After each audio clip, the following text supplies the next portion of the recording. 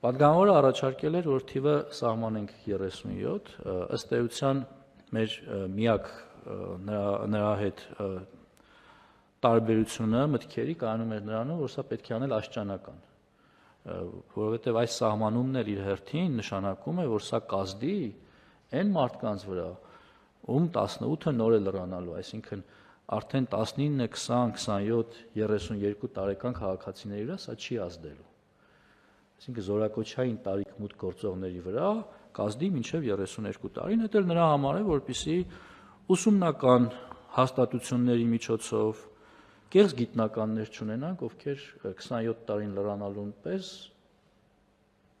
ազատվեն զինվորական ծառայությունից, այլ ունենան պարտականություններ եւ օգտվեն մեր ծրագրերից միայն իրական գիտնականներ, օրինակ։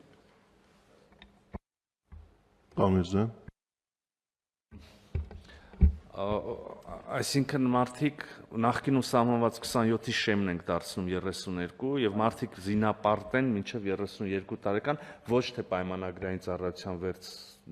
որտեղ այնտեղ էլ շեմ ունենք, չէ՞։ Այո,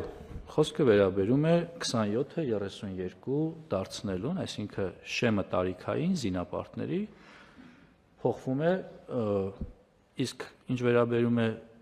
ձեր նշած հատվածին, մարդիկ ներողություն զինապարտ են մինչև 50 տարեկան,